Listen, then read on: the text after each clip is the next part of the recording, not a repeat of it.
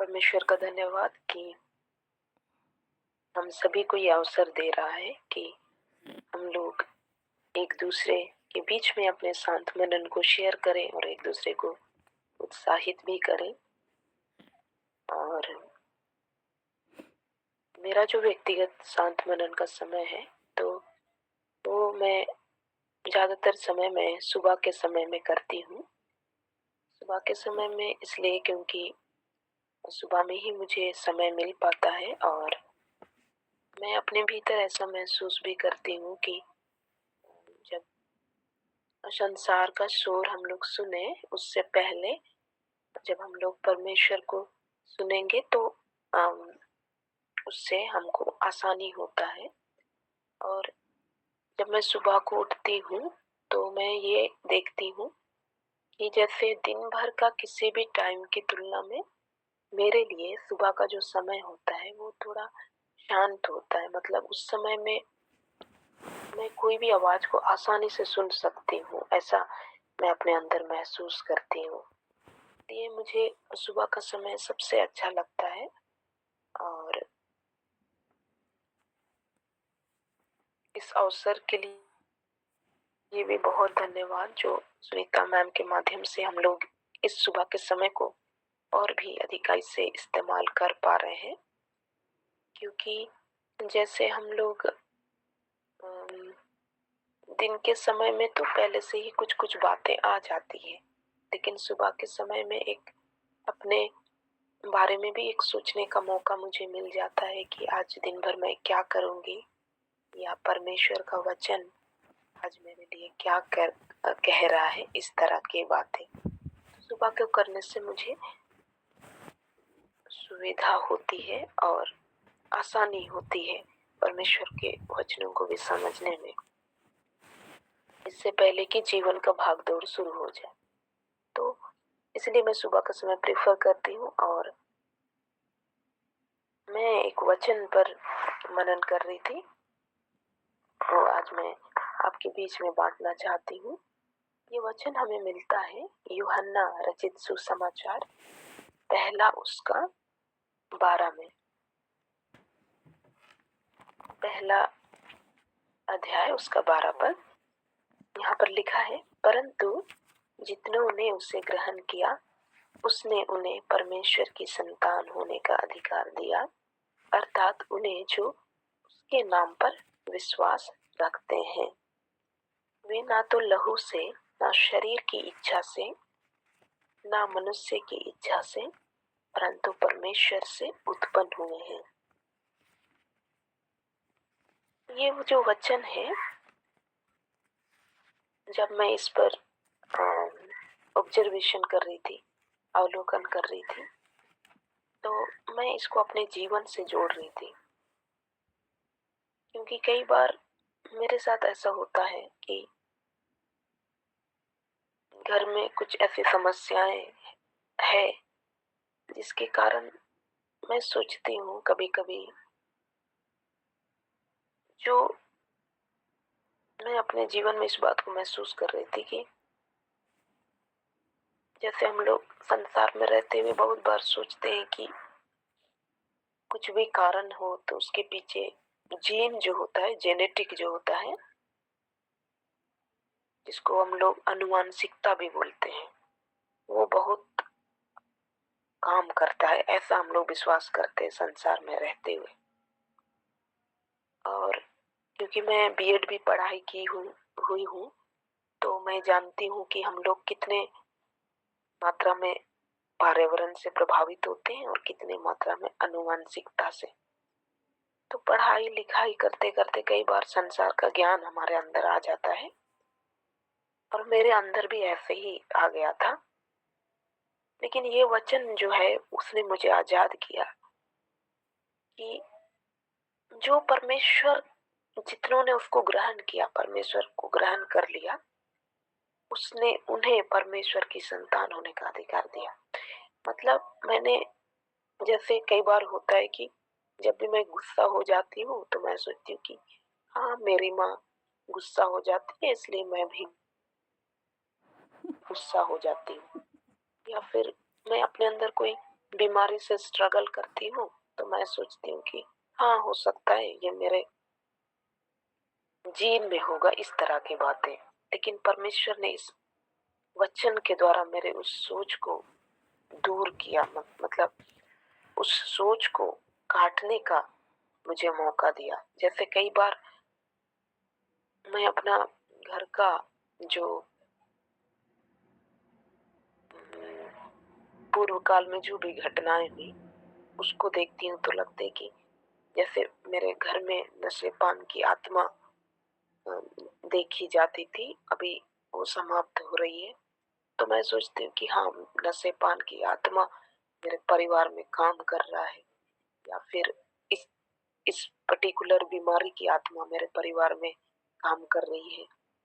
जैसे होता है ना, जैसे बोलते हैं डॉक्टर के पास जाएंगे तो डॉक्टर बोलेंगे कि आपको आपको कैंसर है, तो हो सकता है इससे पहले किसी को कैंसर था, आपका परिवार में आनुवंशिक रूप से ये चला आ रहा है। या कोई मानसिक बीमारी होगी तो बोला जाएगा कि मानसिक बीमारी आनुवंशिक रूप से चली आ रही है, इस तरह की बातें।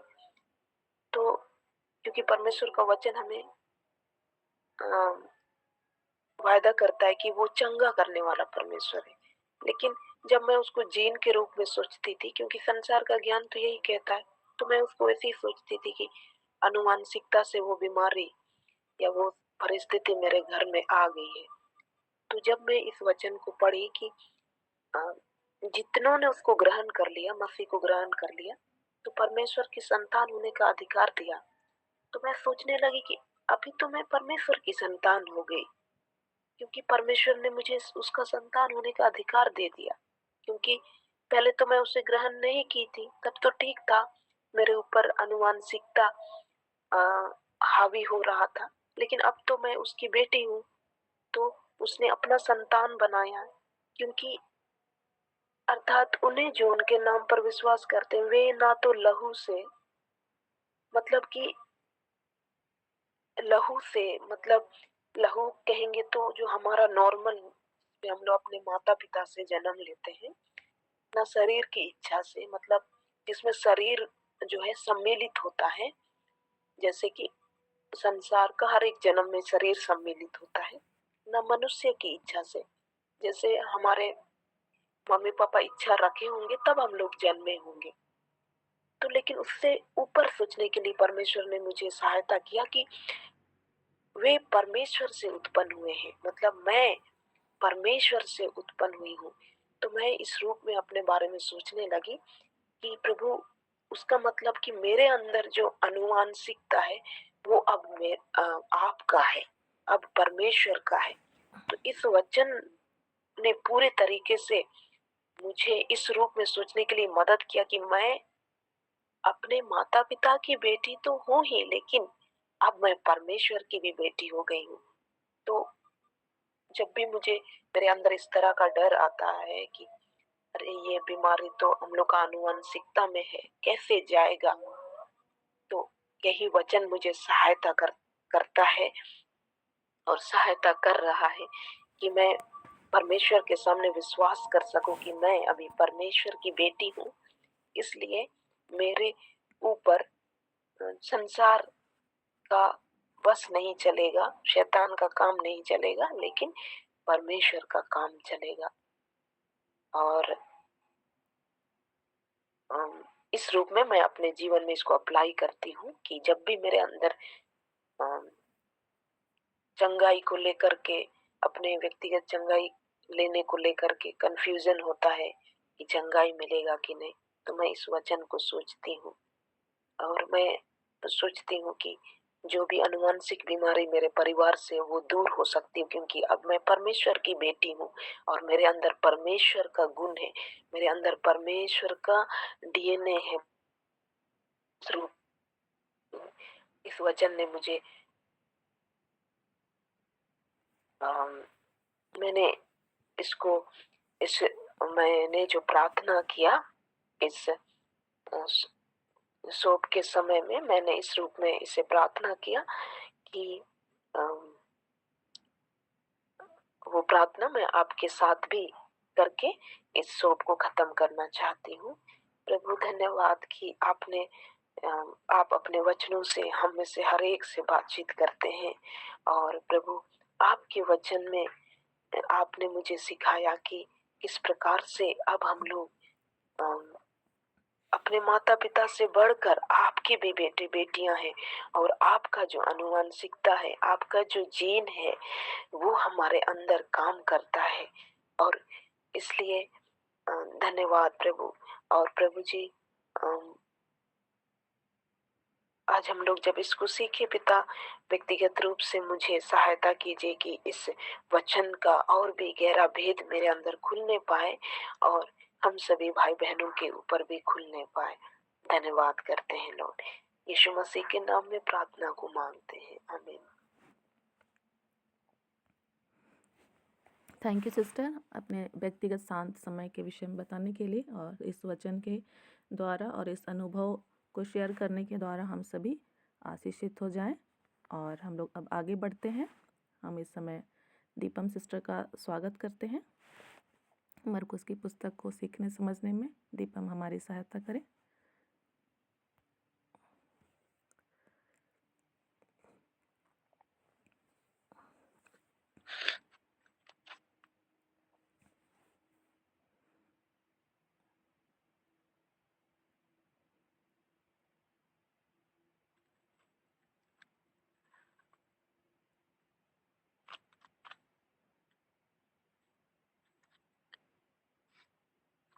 सभी को जय मसीह की। प्रभु का धन्यवाद हो।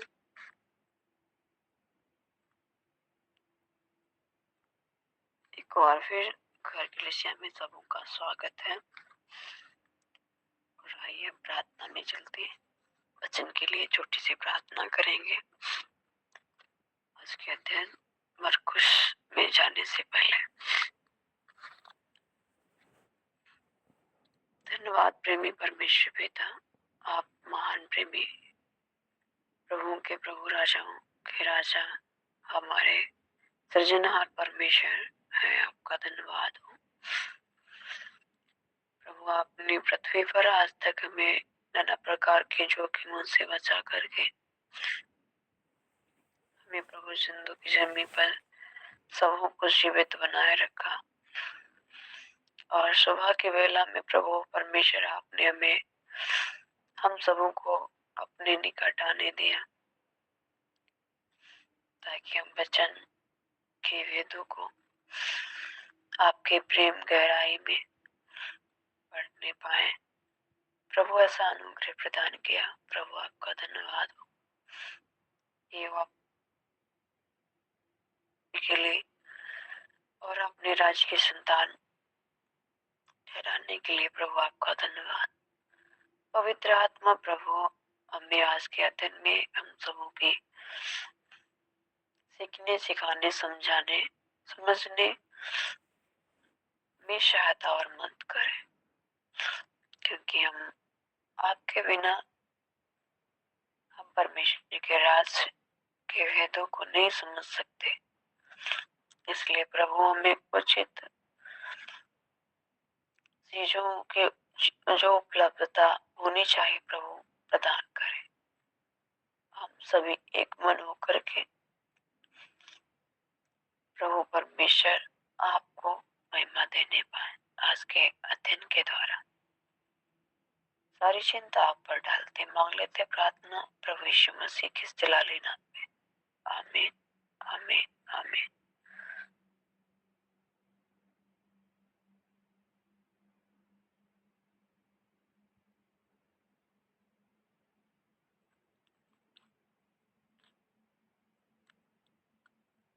आज का अध्ययन हमारा मरकुस अध्याय 3, मरकुस अध्याय 3 पद संख्या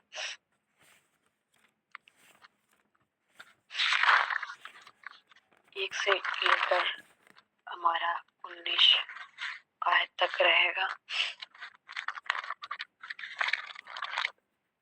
मेरे प्रियो, हमने सीखा है पिछले अध्याय में कि मरकुस किस प्रकार यीशु की दिव्यता को प्रकट करता है। परमेश्वर के पुत्र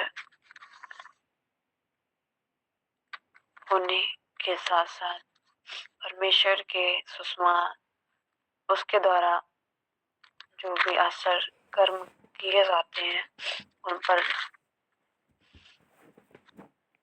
गहरा प्रकाश डालते हुए परमेश्वर की दिव्यता को लोगों के बीच में प्रकट करता है। और हम देखते हैं कि यीशु की इस दिव्यता के प्रकट होने के साथ साथ में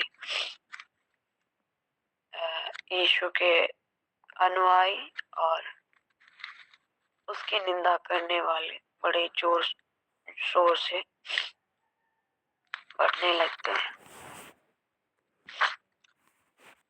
जब भी यीशु आराधनालय में अपनी बातों को रखते, लोगों के बीच में चेलों को सिखाते, उनके बीच में जो व्यवस्था को जानने वाले शास्त्री फरीसी लोग हुआ करते थे, जो ज्यादातर परंपराओं को ही महत्व दिया करते थे, वह यीशु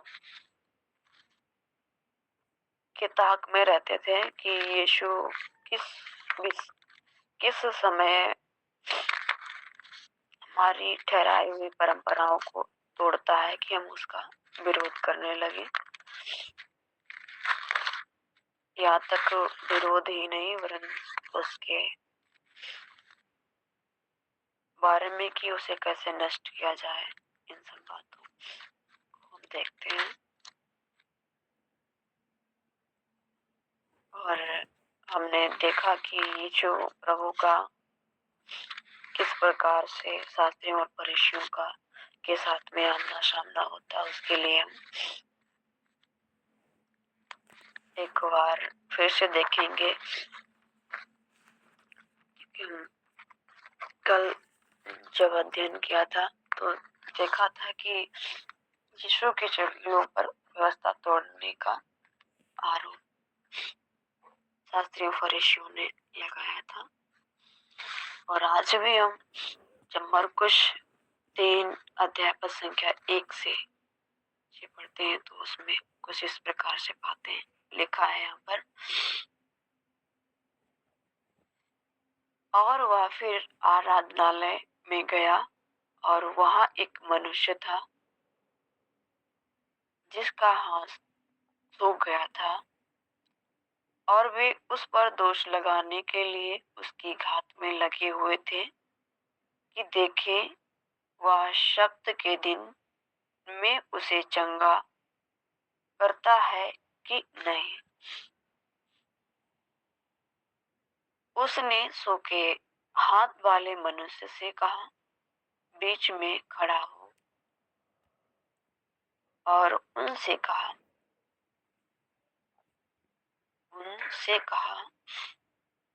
क्या सत्य के दिन भला करना उचित है या बुरा करना, प्राण को बचाना या मारना। पर वे चुप रहे। और उसने उनके मन की कठोरता से उदास होकर उनको क्रोध से चारों ओर देखा और उस मनुष्य से कहा, अपना हाथ बढ़ा। उसने बढ़ाया और उसका हाथ अच्छा हो गया। तब फरीसी बाहर जाकर तुरंत हेरोदियों के साथ उसके विरोध में सम्मति करने लगी कि उसे किस प्रकार नाश करें। मेरे प्रियो, हमने यहाँ पर देखा कि यीशु आराधनालय में जाते हैं और इसे उसकी ताक में है कि वह कब व्यवस्था तोड़े, हम उस पर इल्जाम लगाए, उसे नीचा दिखाए। जो अपने आप को यीशु अपने आप को परमेश्वर का पुत्र उसका स्वरूप होने का दावा करता है, और ऐसा दावा करने के बावजूद भी हमारी परंपराओं को तोड़ता है, तो अवश्य यह निंदनीय कार्य करता है, जिसके विरोध में शास्त्री फरीसी उसकी निंदा करते हैं।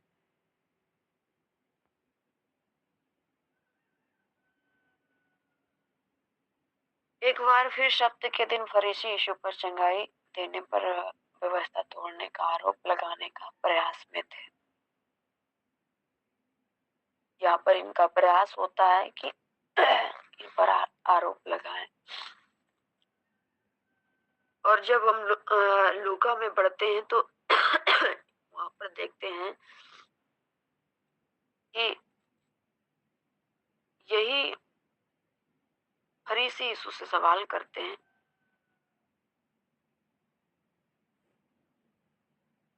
क्या किसी को सप्ताह के दिन चंगाई देना भला है? चंगाई देना भला नहीं, बल्कि कहते हैं चंगाई देना उचित है। मेरे प्रियो, यीशु प्रभु जो सबके मनों का जांचने वाला होता है, वह हर मनुष्य की मानसिकता को, उसके चाल को समझ लेता है, क्योंकि हमारा परमेश्वर है वो मनों को जांचने वाला है। उसे जरूरत नहीं होती है कि कोई मनुष्य अपने मन की बातों को बाहर निकाले तभी वह जाने, वरन वह उनकी हर एक चाल को, हर एक कूटनीति को, हर एक मन में विचार आने से पहले उसके भेदों को जान लेता था।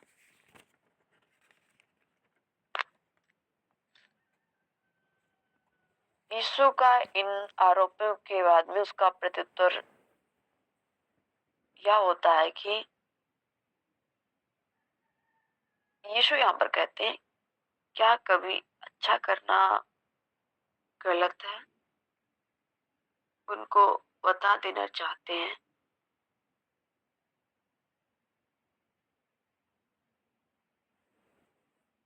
कि अच्छा करना सदैव से भला कार्य गिना गया, जिसके विषय सप्ताह के दिन चंगाई के बारे में कोई भी नियम व्यवस्था में नहीं लिखे थे। पर यहाँ पर जिस विषय में यीशु पर वे दोष लगा रहे हैं, वह शास्त्रियों फरीसियों का स्वयं का मनगढ़ंत विचार, जिसे वह परंपरा के रूप में लोगों पर लागू करते आए हैं। और यीशु जो प्रभुओं का प्रभु और राजाओं का राजा है, हर गलत बात और गलत काम का, परंपरा का खंडन जब कर रहा है तो यह उनका विरोध कर रहे हैं।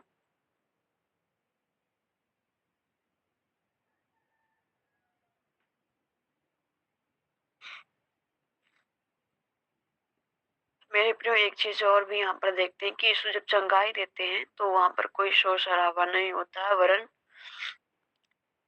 बड़ी ही शांति ढंग से चंगाई को देते हैं।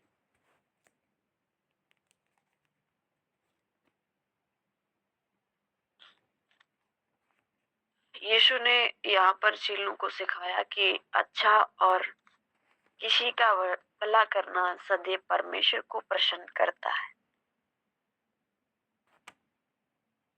चाहे वो सप्ताह के दिन में ही क्यों ना किया गया हो। मेरे प्रियो, जो किसी का भला करने से इनकार करता है, वह मानव सृष्टिकर्ता की ही निंदा करता है। क्योंकि हम यहाँ पर शास्त्रीय फरीसियों को देखते हैं कि वह नहीं चाहते हैं कि सप्ताह के दिन में कोई चंगा किया जाए,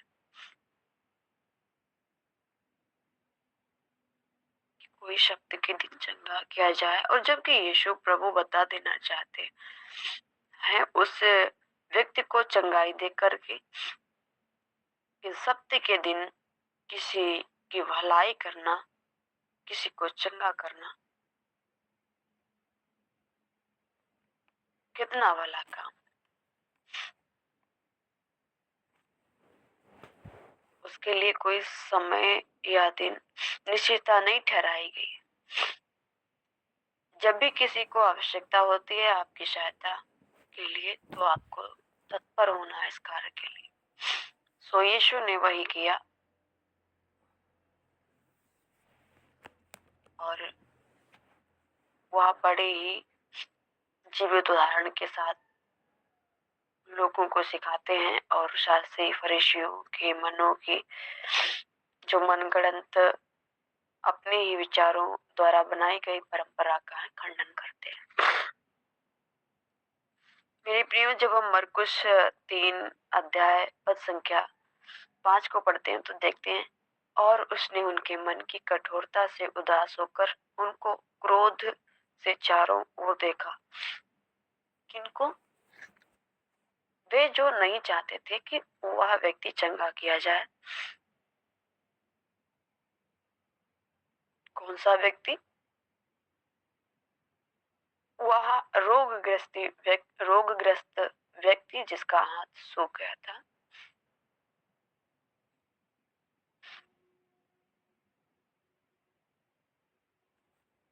प्रभु यीशु इस बात पर बड़े ही नाराज थे, क्योंकि वो स्पष्ट तरीके से जानते थे कि यह शास्त्री फरीसी की अपनी ही विचार की परंपरा है।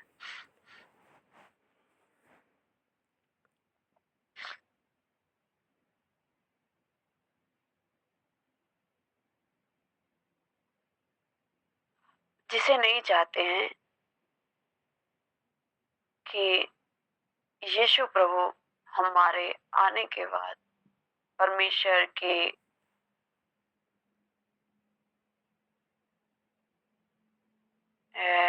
वह भविष्यवाणी पूरी होने के बाद कि परमेश्वर स्वयं देहधारी होकर के मनुष्य के बीच में डेरा किया,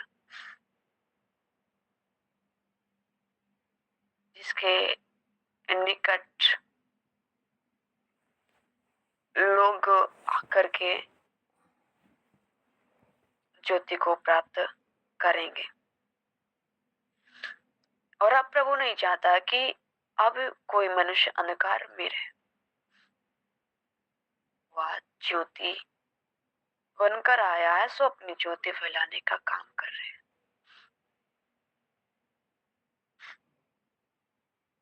प्रभु इस बात से बड़े ही खफा हुए जब उन्होंने ऐसी अपना बात रखा। क्या उचित है? उनके मानसिकता, उनका भाव जान करके प्रभु ने उन पर क्रोध के साथ में दृष्टि किया और सूखे व्यक्ति जिसका हाथ सूखा था उसका हाथ छुआ और वो चंगा हो गया। इस आयतों के अनुसार जो सप्ताह के दिन यह सोचकर कि इसमें सिर्फ हम आराधनालय में जाकर प्रार्थना वचन में ही प्रतिभागी होंगे, लेकिन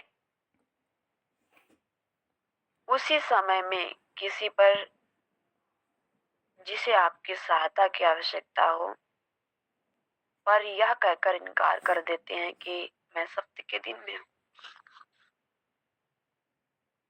मैं आपको सहायता नहीं दे सकता का इनकार कोई करता है तो वह पाखंडी है। कैसे पाखंडी है? हम यीशु को देखते हैं कि यीशु प्रभु जब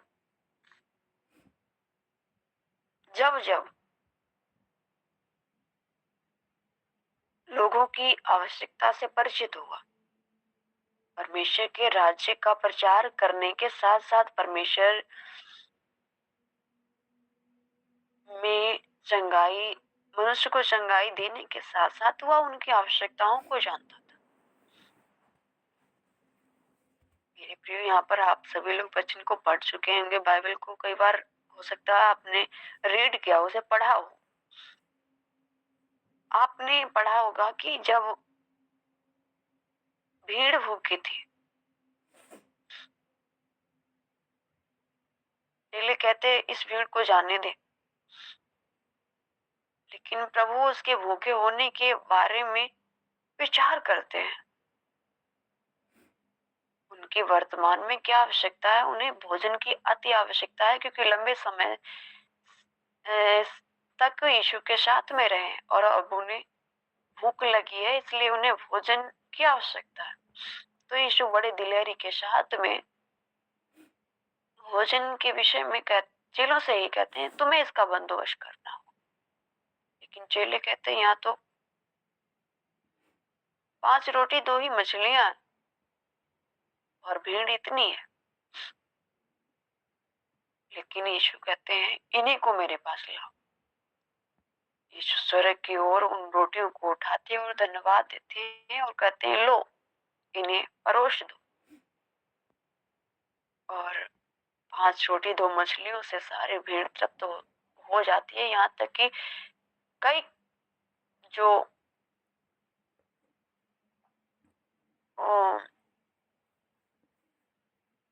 कटोरे या उनको क्या बोलते हैं,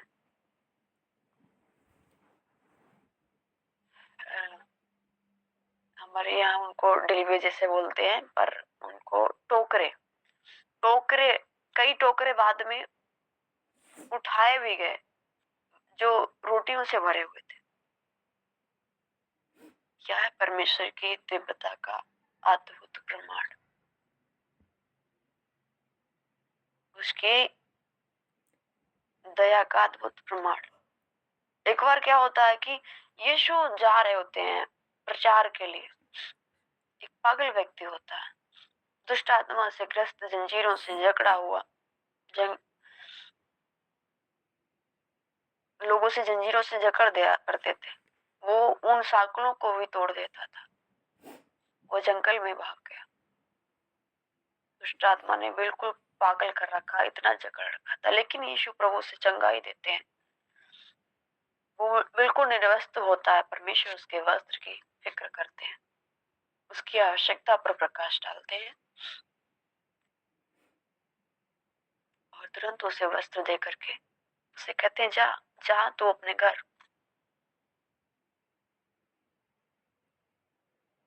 उसकी आवश्यकताएं यीशु ने पूरा किया। जब घर गया होगा तो लोग कितना आश्चर्यचकित हो रहे हैं। मेरे प्रियो, यीशु अगर खाली परमेश्वर के राज्य के सुसमाचार का प्रचार करता और मनुष्य की आवश्यकता को नजरअंदाज करता, तो यीशु के विषय आप विचार करें। लोग शास्त्री फरीसी और भी उसे किस नजर से देखते, शायद उसमें और दोष लगाने का कारण होता जिससे यीशु की शुभ विभक्ति होती। पर यीशु स्वयं परमेश्वर था, वो सारी आवश्यकताओं को जानता, वो भला करना बड़ी बड़ी ही बुद्धिमानी से कैसे करना है जानता है।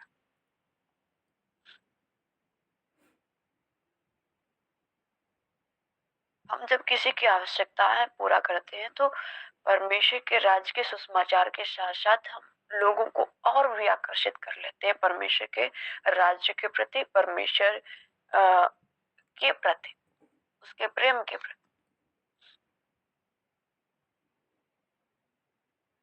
यीशु ने यहाँ आराधनालय में शक्ति के दिन वही किया है जो एक मनुष्य की आवश्यकता थी। सूखा हाथ था काफी समय से। यीशु ने उसको छुआ और चंगा किया, चंगा हो गया। शास्त्री फरीसी इस बात पर कुड़कुड़ाने लगे जिसका यीशु ने खंडन किया। और हम मत्ती में देखते हैं इसके विषय में। मत्ती ने भी अपने पत्री में स्पष्ट शब्दों के साथ में लिखा कि यीशु किस प्रकार से और गहराई के साथ में, मत्ती बताता है कि यीशु ने किस प्रकार से उनकी बात का खंडन किया है। आइए हम पढ़ेंगे।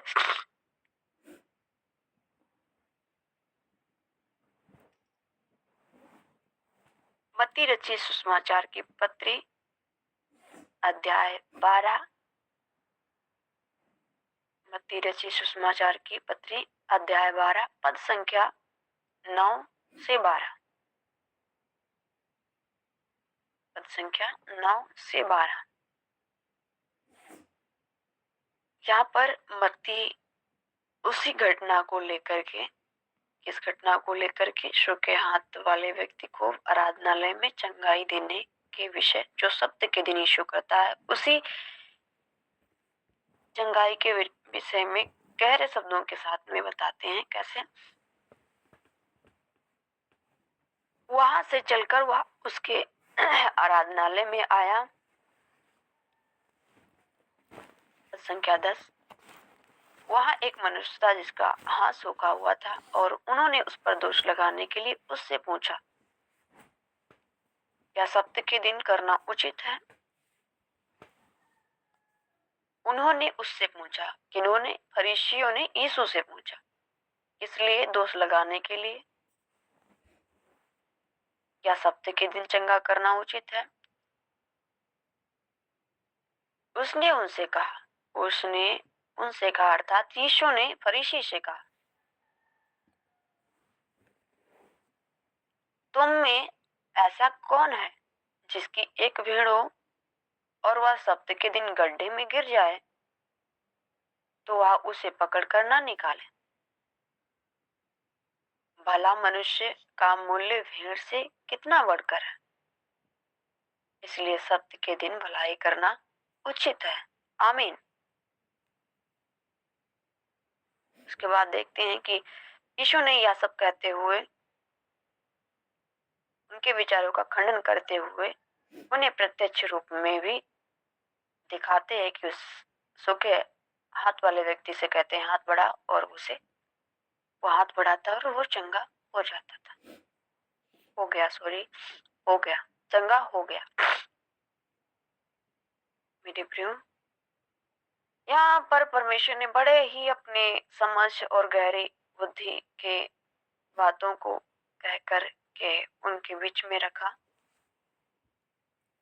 जब फरीसी यीशु से पूछते क्या सप्ताह के दिन चंगा करना उचित है, तो यीशु प्रभु स्पष्ट तरीके से कहते हैं, तुम में से ऐसा कौन व्यक्ति है जिसकी भेड़ सप्ताह के दिन गड्ढे में गिर जाए?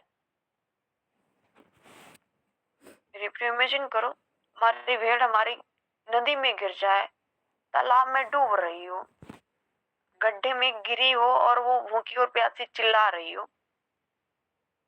यीशु का कहना इसी प्रकार था। तो क्या उसे तुम पकड़कर ना निकालोगे?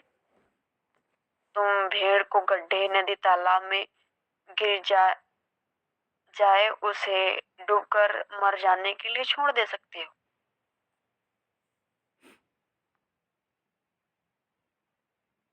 क्या आप उसे गड्ढे में से निकालने के लिए मुकर जाएंगे कि आप सप्ताह का दिन है? नहीं।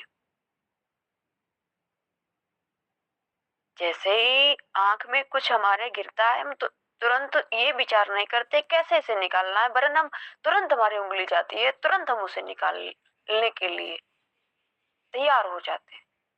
ठीक उसी प्रकार जब हमारी भेड़ गड्ढे में गिरेगी तो हम तुरंत उसको बचाने के लिए जो हमें करना जरूरी है वो हम करने लगते हैं, अर्थात उसे पकड़ कर निकालते हैं बाहर। तो मनुष्य का तो मूल्य इन भेड़ों से अधिक बढ़कर है। वो प्रभु यीशु स्पष्ट तरीके से बता देना चाहते हैं उस भेड़ और सूखे हाथ वाले मनुष्य के मूल्य के विषय में। ये भेड़ से अधिक मूल्य है इस मनुष्य का, जिसे परमेश्वर ने अपनी समानता में अपनी श्वास डालकर, अपने स्वभाव से भरकर, अपने हाथों से बड़ी उम्मीद और बड़े प्रेम के साथ सजा है। उसे कैसे उसे उसके हाल पर छोड़ सकता है? एक पिता हो और पुत्र उसके सामने इस प्रकार से लाचार हो और लाचारी को दूर करने की दवा उसका पिता जानता हो, तो क्या हुआ उस पुत्र को उस लाचार में, उस बीमारी के लाचारी में पड़ा रहने दे सकता? जबकि पिता तो सब उसके उसके लाचार होने के कारण को दूर कर सकता है। कोई पिता ऐसा नहीं हो। मेरे प्रियो, यीशु प्रभु भी आगे जब हम देखते हैं मत्ती में ही आराधना प्रार्थना के विषय कहते हैं कि जब तुम्हारी औलाद तुमसे मांगती है मछली तो उसके बदले तुम सांप नहीं देते हो, रोटी मांगती है तो उसके बदले तुम पत्थर नहीं देते हो। जब तुम बुरे होकर अपने बच्चों को कोई बुरी वस्तु नहीं देते हो तो वह तो तुम्हारा स्वर्गीय पिता। मनुष्यों के प्रेम से बढ़कर परमेश्वर का प्रेम, वह भला कैसे सप्त के दिन का पालन कर सकता है? सप्त के दिन को मानकर, यानी कि उनके अनुसार, किनके अनुसार? शास्त्रियों फरीसियों की परंपरा के अनुसार कैसे मान सकता है? यीशु के हाथ वाले व्यक्ति को ही करना उस दिन अनुचित कार्य है। वो सिखाता है कि भला करना, किसी के साथ अच्छा करना, या तो सदैव से परमेश्वर को प्रसन्न करता है। उसके लिए कोई व्यवस्था में नियम नहीं है, कोई व्यवस्था में कोई बात नहीं लिखी है कि ऐसे ऐसे करना। मेरे प्रियो, भलाई के प्रति हमने देखा पिछले अध्ययन में, यानी कि कल के दिन में आप लोगों ने देखा कि परमेश्वर ने किस प्रकार से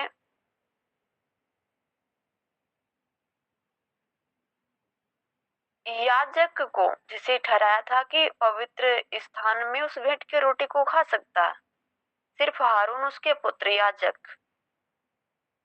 के का अंश था, आज याजक का भाग था, और उसे याजक ने, ये मिलने के याजक ने क्या किया था? दाऊद को दे दिया था। दाऊद कोई याजक नहीं था, दाऊद लेवी गोत्र का नहीं था, वो तो दूसरे गोत्र का था। उसे दे दिया, क्यों? क्योंकि उसकी आवश्यकता थी उस समय वहां पर। उसकी आवश्यकता जान करके उसने भलाई का काम किया, जो पाप नहीं गिना गया। परमेश्वर इससे खुश था।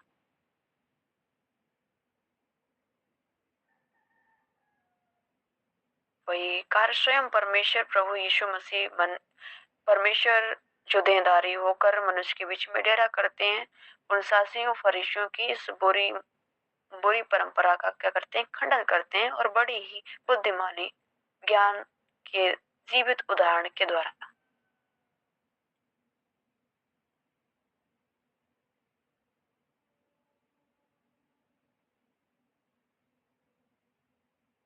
मेरे प्रियो, शास्त्री फरीसी उसकी ही व्यवस्था को लेकर उस पर दोष लगाने की ताक में लगे रहते हैं, पर क्या कोई मनुष्य है जो उसकी सच्ची व्यवस्था पर या उसके अद्भुत आचरण कर्मों पर कोई कमी, कोई दोष निकाल सकता है?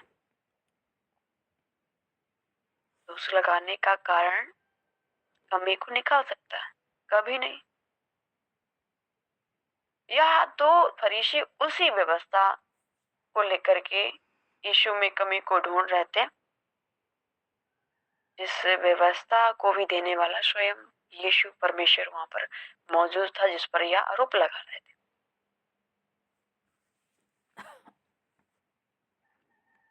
मेरे प्रियो, फिर हम मरकुश अध्याय 3 और 6 में देखते हैं किस प्रकार के फरीसी बाहर जाकर के हेरोदियास के, जब हम मरकुश 3 अध्याय पद संख्या 6 में देखते हैं, लिखा है, तब फरीसी बाहर जाकर तुरंत हेरोदियों के साथ उसके विरोध में सम्मति करने लगे कि उसे किस प्रकार नाश करें।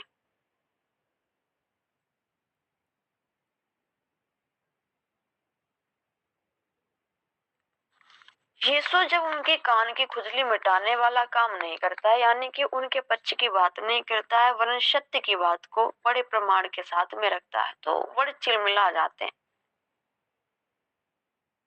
जैसे नहीं खिसियानी बिल्ली खंबा नोचे, वैसे ही उनका स्वभाव वहां पर हो जाता है। वे खिसियाकर चले जाते हैं और उसे नष्ट करने की आयत बताती है कि उसे नष्ट करने के लिए उसे किस प्रकार से नष्ट किया जाए उसका वे यत्न करने लगते हैं, उसके बारे में सोचने लगते हैं, उसके बारे में, उसके विरोध में कहानी गढ़ने लगते हैं। इसके साथ मिलकर के हेरो हेरोदियो से मिलकर के। मेरे प्रियो, आगे हम देखते हैं मरकुश अध्याय 3 पद संख्या 7 से 19 में। मरकुश अध्याय 3 पद संख्या 7 से 19 लिखा है, और यीशु अपने चेलों के साथ झील की ओर चला गया, और गलील में एक बड़ी भीड़ उसके पीछे बोली, और यहूदिया और यरूशलेम और इदोमियों से और यरदन के पार और शोर और सीदोन के आसपास से एक बड़ी भीड़ यह सुनकर कि वह कैसे अचंभे के काम करता है उसके पास आई, और उसने अपने चेलों से कहा, भीड़ के कारण एक छोटी नाव मेरे लिए तैयार रहे, ताकि वे मुझे दबा ना सके, क्योंकि उसने बहुतों को चंगा किया था। इसलिए जितने लोग रोग से ग्रसित थे उसे छूने के लिए उस पर गिरे पड़ते थे, और अशुद्ध आत्माएं थी जब उसे देखती थी तो उसके आगे गिर पड़ती थी और चिल्लाकर कहती थी कि तो परमेश्वर का पुत्र है, और उसने उन्हें कड़ी चेतावनी दी कि मुझे प्रकट ना करे। किसको? दुष्ट आत्माओं को, जो कहती थी कि यह परमेश्वर का पुत्र है। और आगे हम देखते हैं 13 से 19 तक, यीशु, जिसका मुख्य टाइटल है कि यीशु द्वारा 12 प्रेतों की नियुक्ति। फिर वह पहाड़ पर चढ़ गया, और जिन्हें वह चाहता था उन्हें उसने पास बुलाया, और वे उसके पास चले आए। तब उसने 12 को नियुक्त किया कि वे उसके साथ साथ रहें, और वह उन्हें भेजे कि प्रचार करें और दुष्ट आत्माओं को निकालने का अधिकार रखें। और वे इस सब ये है समौन, जिसका नाम उसने पतरस रखा, और जब्दी का पुत्र याकूब, और याकूब का भाई यूहन्ना, जिनका नाम उसने बू अर्नगिस अर्थात गर्जन के पुत्र रखा, और अंद्रियास और फिलिपुस और बर्तुलमै और मत्ती और थोमा और हल्फई का पुत्र याकूब और तद्दै और शमौन कनानी और यहूदा इस्करियोती, जिससे ने उसे पकड़वाया भी था। मेरे प्रियो, इन आयतों को हम जब पढ़ते हैं तो हम देखते हैं कि यीशु के विरोध के साथ साथ में, यीशु के निंदा करने वालों के साथ साथ में, यीशु के दिव्यता के प्रकट होने पर उसके आश्चर्य कर्मों के द्वारा, शिक्षाओं के द्वारा,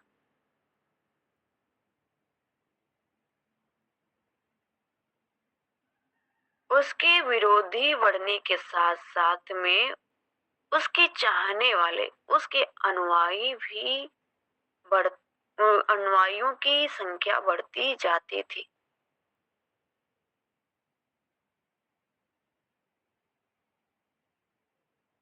और यहाँ पर देखते हैं कि यीशु की मात्र उपस्थिति से दुष्ट आत्माएं घबरा जाती थी और यीशु के निकट गिरने लगती थी और चिल्लाकर कहने लगती थी, तू परमेश्वर का पुत्र है। मनुष्य यहाँ पर जो शास्त्री फरीसी जो व्यवस्था के जानने वाले हैं वो इस बात से इनकार कर रहे हैं कि ये परमेश्वर का पुत्र नहीं, लेकिन दुष्ट आत्माएं तक गवाही दे रही है कि ये परमेश्वर का पुत्र है। लेकिन लेकिन यीशु प्रभु उन्हें शांत कर देते थे, क्योंकि यीशु नहीं चाहते थे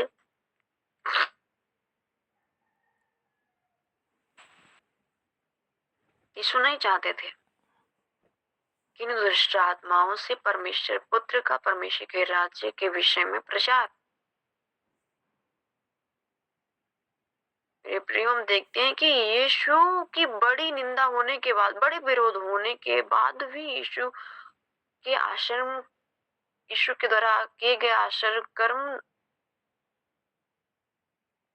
जो होते हैं उनकी संख्या और भी ज्यादा बढ़ती जाती है। यीशु रुकते नहीं है, बड़े ही उसे दिव्यता के साथ में करते जाते हैं कि विरोधी बढ़ते जाते हैं। मरकुश उसके गहरे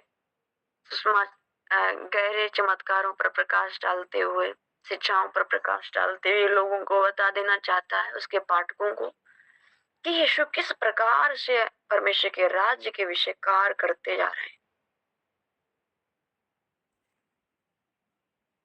परमेश्वर अपनी दिव्यता को प्रकट करते हैं। त्रिएक परमेश्वर की इस मरकुश अध्ययन में पहचान होती है। लोग पहचानते हैं जो विश्वास करते हैं, उसके निकट रह करके, उस भीड़ में होकर के परमेश्वर के राज में कार्य करने के लिए व्यक्तिगत रूप से परमेश्वर के साथ होते हैं। उसी प्रकार से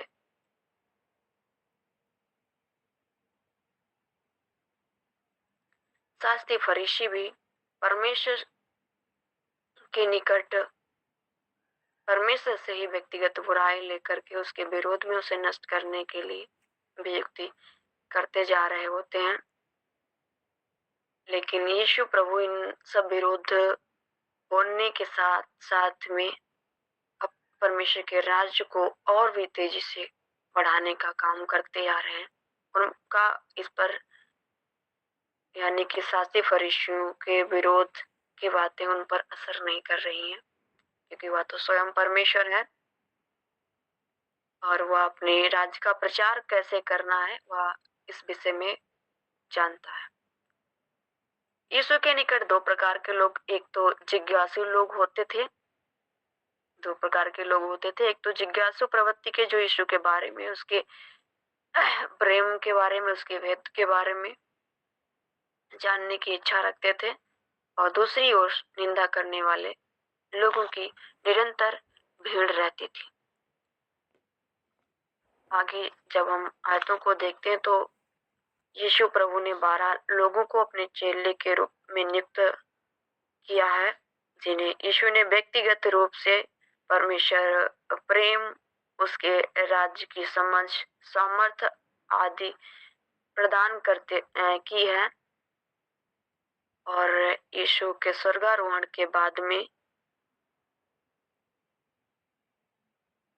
संसार के लोगों के सामने यही 12 प्रेरित क्या होते हैं, जिसमें से एक यीशु का पकड़वाने वाला निकलता है और बाकी संसार के निकट उसके जीवित गवाह के रूप में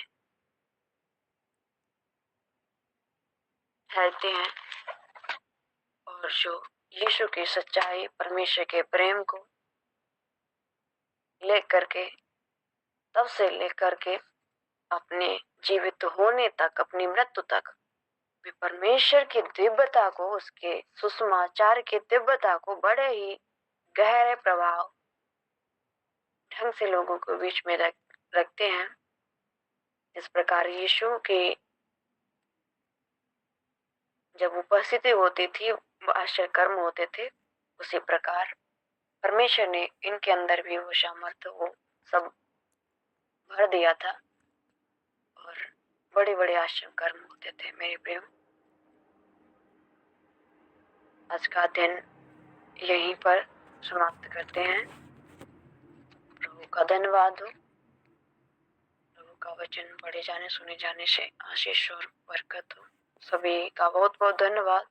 आशा करती हूँ कि आज का दिन आपको समझ में आया होगा।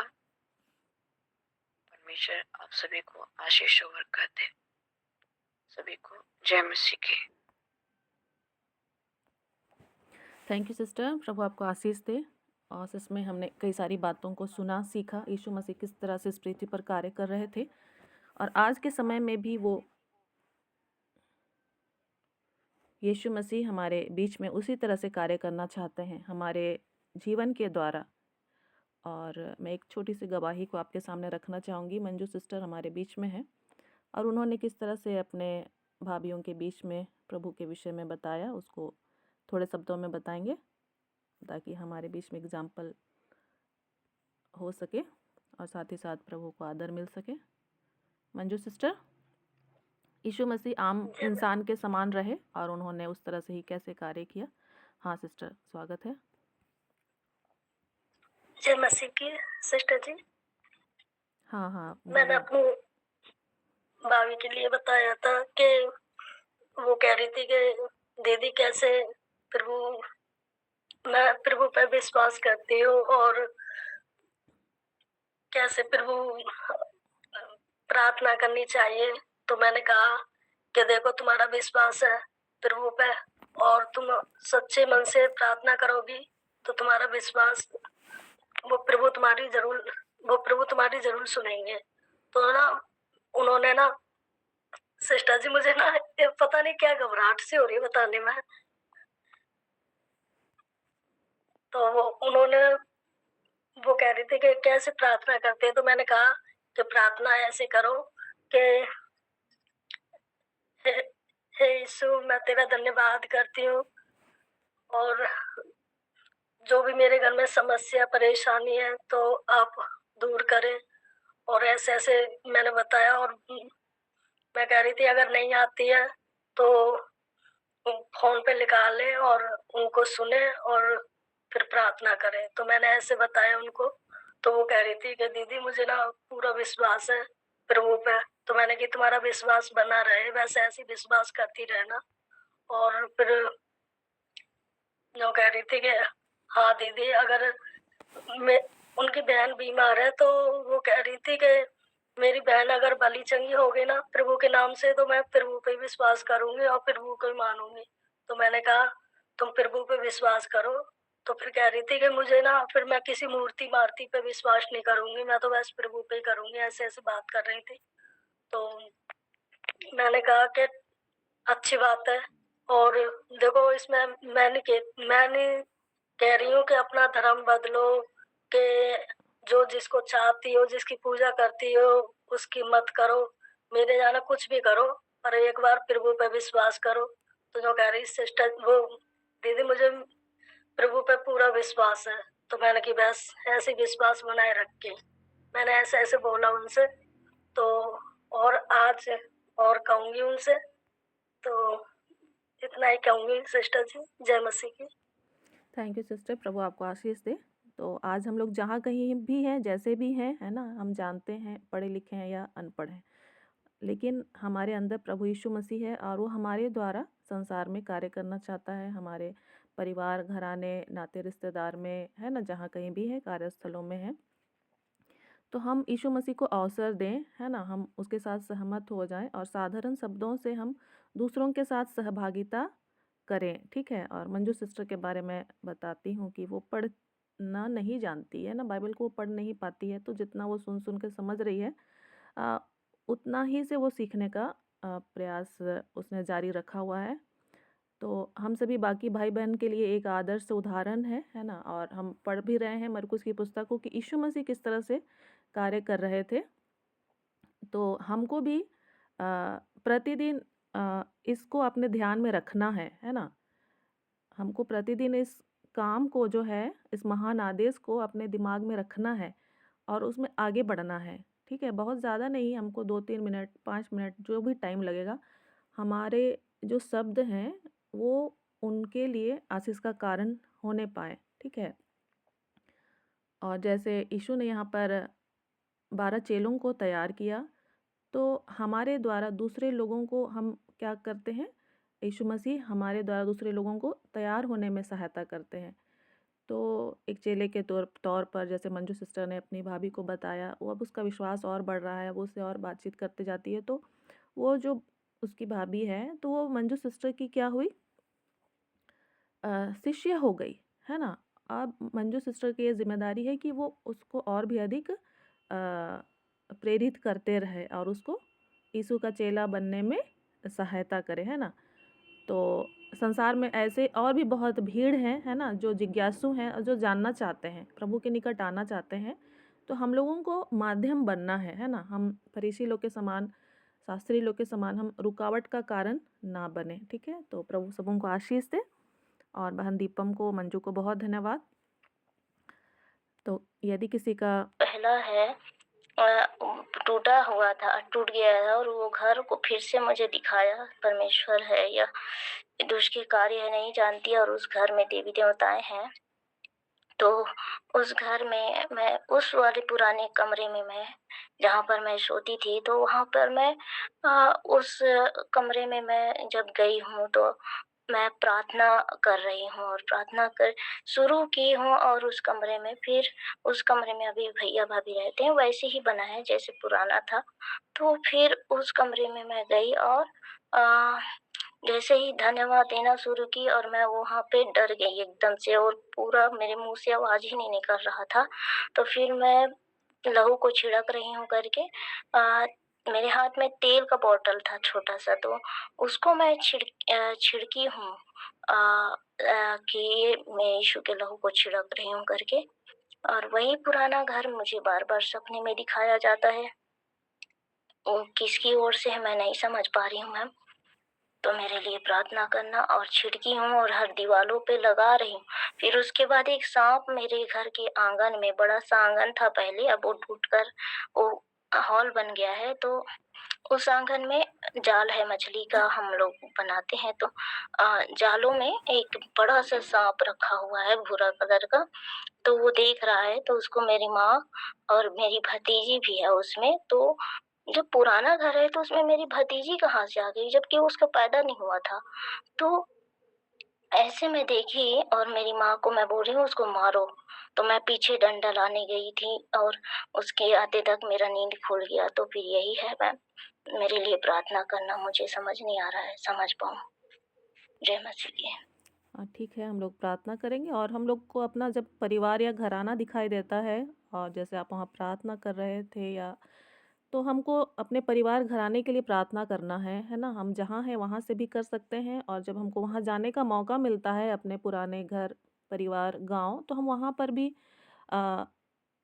अगर कोई साथ मिलता है तो उसके साथ आप प्रार्थना करते हैं। अगर कोई नहीं मिलता है तो आपको अकेले भी क्या करना है, वहाँ पर प्रार्थना करना है, एकांत में छोटी प्रार्थना करके वहाँ पर, मतलब उस स्थान को या वहाँ के लोगों को प्रभु के हाथों में सौंप देना है। क्यों ऐसा करना है? क्योंकि हम लोग क्या हैं, राजदूत हैं, परमेश्वर के राजदूत हैं, और हमको इस पृथ्वी पर परमेश्वर के कार्य को उन स्थानों में लेकर के जाना है। और निश्चय ही शैतान जो है हमें डराना चाहता है। ऐसे जब हम प्रभु के राज्य के लिए आगे बढ़ते हैं तो हमको वहाँ पर डरना नहीं है ना।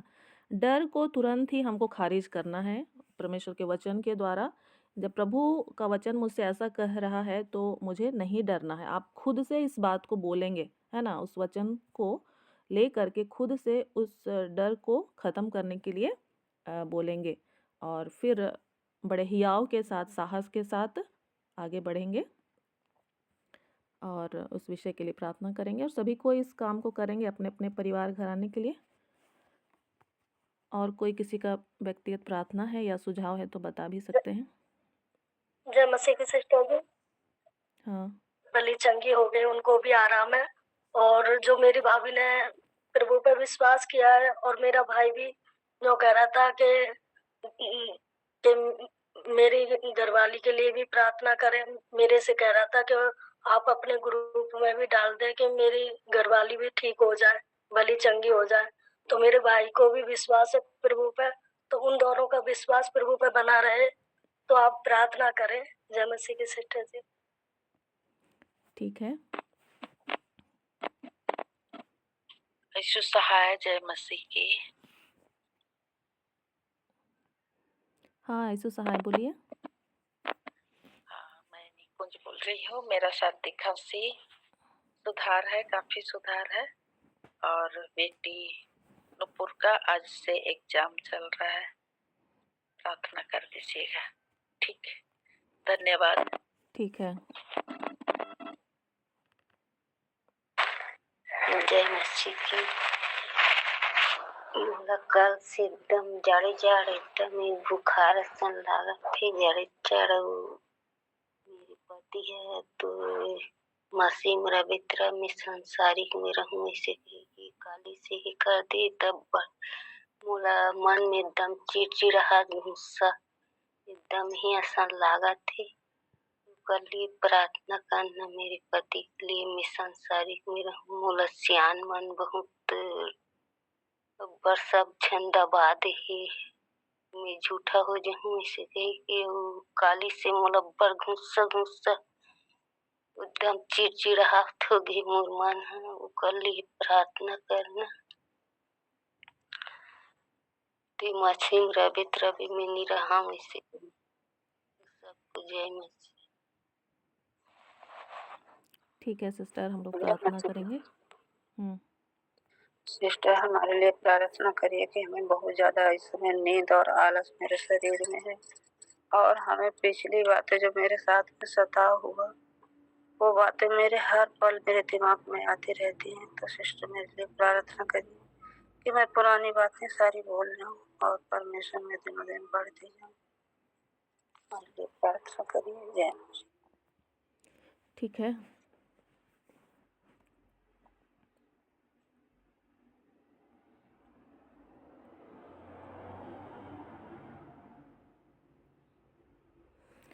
ठीक है, मुकेश भाई का प्रार्थना रिक्वेस्ट है 7 से 8 उसको प्रार्थना मीटिंग शुरू करना है। ठीक है, हम लोग उसके लिए प्रार्थना करेंगे। ठीक है, आइए हम लोग प्रार्थना करें। प्रभु का वचन हमारे लिए है, विश्वास की प्रार्थना है ना। धर्मी जन के प्रार्थना के प्रभाव से बहुत कुछ हो सकता है, और यहाँ पर हम सभी कोई धर्मी हैं यीशु मसीह के नाम से। तो आइए हम बड़े विश्वास के साथ प्रार्थना करें। हे जीवित अनुग्रहकारी परमेश्वर, हम आपको बहुत धन्यवाद देते हैं प्रभु जी। आपने हमें धीरज की आत्मा को दिया कि हम आपकी उपस्थिति में आपकी बातों पर मन लगा सकें। हाँ प्रभु जी, हम धन्यवाद देते हैं सारी बातों के लिए। प्रभु जी, आपके जो भी संदेश को हमने सुना है वो हमारे हृदय में सुरक्षित रहे, उसे शैतान चुराने ना पाए, वरन वो सारे बीज प्रभु जी 100 गुना फलवंत होने पाए। हाँ प्रभु जी, और संसार के लोगों के लिए हम आशीष का कारण बन सकें। अनुग्रह कर प्रभु जी। हम धन्यवाद देते हैं जानकी सिस्टर के लिए, हाँ प्रभु जी, मालती सिस्टर के लिए और दीपम सिस्टर के लिए। हाँ प्रभु जी, उन्होंने अपने सहयोग को दिया प्रभु जी मीटिंग के सफलता के लिए। हाँ प्रभु जी, आप उन्हें बहुत आयत की आशीष को दीजिए। उनके परिवार घराने प्रभु जी आपकी बड़ी उपस्थिति पाई जाए, और सारे के सारे लोग प्रभु जी आपके उद्धार को प्राप्त करके प्रभु जी एक मन और एक चित होकर आगे बढ़ सके। हाँ प्रभु जी, अनुग्रह कर। हम प्रार्थना करते हैं मंजू सिस्टर के लिए प्रभु जी, उसको और भी अधिक अपने परिवार घराने के बीच कार्य करने में आप सहायता और मदद करें। उनके भाभी और भाई को आपके हाथों में देते हैं प्रभु जी, उनको आप सहायता कीजिए। जो विश्वास का बीज उनके हृदय में पड़ा है वो बड़ा वृक्ष बनने पाए प्रभु जी, और उसके द्वारा बहुत लोग आशीष का पा सकें। अनुग्रह का प्रभु जी, और जो भी रुकावट की बातें आती हैं उन्हें हम यीशु के नाम से खारिज करते हैं। और हम प्रार्थना करते हैं इस समय अंजू सिस्टर के लिए, जो भी स्वप्नों को वो देखती है प्रभु जी, और जो भी डर भय की आत्मा उसके अंदर कार्य करती है, उससे यीशु के नाम से हम खारिज करते हैं। हर एक अशुद्ध आत्माओं को, जलते हुए तीरों को हम अधोलोक में जाने की आज्ञा देते हैं। हाँ प्रेमी पिता, आप अंजू सिस्टर को बड़े हियाव दीजिए, आपके अभिषेक में होकर वो जीवन को जिए प्रभु जी, और जहाँ भी जाए और आए जो करना है उसे प्रभु जी आपके वचन के आधार पर उस चट्टान पर खड़े होकर प्रभु जी वो उस कार्य को करती चली जाए। हाँ प्रभु जी, और उसके परिवार घराने में प्रभु जी आपकी आशीष और बरकत होने पाए। अनुग्रह कर। हम प्रार्थना करते हैं इस समय उर्मिला सिस्टर के लिए, उनके पति के लिए, जो भी डर भय की आत्मा है प्रभु जी, इन सताओं के समय में आपका ही सहारा उनके लिए हम मांगते हैं। हाँ प्रभु जी, मनुष्य से बढ़कर प्रभु जी आपका साथ उनको दिया जाए। हाँ प्रभु जी, आपके प्रेम से कोई भी अलग नहीं कर सकता है, ऐसा हम जानते हैं प्रभु जी। ना तो अकाल, ना भूख, ना तो सताव। हाँ प्रभु जी, उस भाई के लिए हम इस वचन को मांगते हैं प्रभु जी, ताकि वो इस विपरीत परिस्थिति में स्थिर रह सके, और जो भी मन की कुड़कुड़ाहट चिड़चिड़ाहट है प्रभु जी यीशु के नाम से दूर होने पाए। आपकी शांति दोनों पति पत्नी के जीवन में होने पाए प्रभु जी। अनुग्रह कर। हम प्रार्थना करते हैं इस समय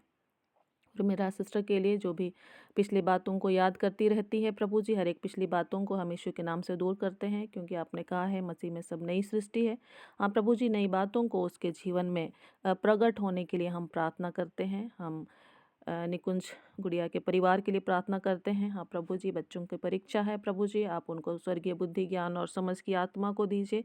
हाँ प्रभु जी, साथ ही हर एक परिवार के बच्चों के लिए हम प्रार्थना करते हैं इस परीक्षा के दिनों प्रभु जी, आपकी स्वर्गीय बुद्धि ज्ञान हर एक को दिया जाए और कोई भी बहुत ज़्यादा परेशान ना हो प्रभु जी, और नकारात्मक बातें उनके जीवन में ना होने पाए। हर एक बच्चों को हम आपके हाथों में सौंपते हैं, क्योंकि आपने ही उन्हें बुलाया है। बच्चों को मेरे पास आने दो। हाँ प्रभु जी, प्रार्थना के माध्यम से हम सारे बच्चों को, छोटे बड़े जवान, विशेषकर बोर्ड की परीक्षा लिखने वाले, आपके हाथों में सौंप देते हैं। हाँ प्रभु जी, आप ही उनके चरवाहा बने। हम प्रार्थना करते हैं इस समय जितने भी हम भाई बहन हैं, हाँ प्रभु जी, यहाँ पर इकट्ठे हैं, एक एक को हम आपके हाथों में सौंपते हैं प्रभु जी। जो भी हमें शांत मनन के लिए आपने उदाहरण पेश किया है, हम उसको बेहतर तरीके से कर सकें प्रभु जी, और बेहतर तरीके से यहाँ पर रख सकें। इसमें हम आपकी सहायता को मांगते हैं कि हम अपने हृदय में प्रभु जी आपके वचन को अधिक से अधिक रख सकें और उसके अनुसार हम अपने जीवन को जी सकें। अनुग्रह कर प्रभु जी। और मुकेश भाई के लिए हम प्रार्थना करते हैं, जो भी वो 7 से 8 की मीटिंग स्टार्ट करना चाहते हैं। हाँ प्रभु जी, आप उसको सहायता और मदद कीजिए, और जितने भी लोग वहाँ पर आने वाले हैं प्रभु जी, उनको भी हम अब से आपके हाथों में सौंपते हैं प्रभु जी। आपकी अगुवाई में वो चलें। अनुग्रह का प्रभु जी, और आपके लिए एक बेहतर चेले तैयार किए जा सके। हाँ प्रभु जी, अनुग्रह कर। और हम सभी भाई बहनों के लिए नाम नाम प्रभु जी आशीष को मांगते हैं। जो भी आलस्यता की बातें आती हैं, हाँ प्रभु जी, उन सारी आलस्यता को यीशु के नाम से दूर करते हैं। हम आपके वचन के भूखे और प्यासे हो सके प्रभु जी, और तड़के भोर को उठकर प्रभु जी आपको ढूंढें और आपको पाएं। हाँ प्रभु जी, ऐसे अनुग्रह को हम मांगते हैं और प्रार्थना करते हैं हम इस समय अपने देश राज्य के लिए, इसके ऊपर आपका नियंत्रण होने पाए। हम अपने अलग अलग कलीसियाओं से आते हैं प्रभु जी, हम हर एक कलीसियाओं को नाम बनाम आपके हाथों में सौंपते हैं प्रभु जी। हर एक कलीसिया के सिर आपके इकलौते पुत्र यीशु मसीह हैं। हाँ प्रभु जी, जैसा आप चाहते हैं प्रभु जी, हर एक कलीसिया आपकी दुल्हन तैयार होने पाए, ताकि आप जब भी बादलों पर हमें लेने को आए प्रभु जी, हम आपके साथ जा सकें।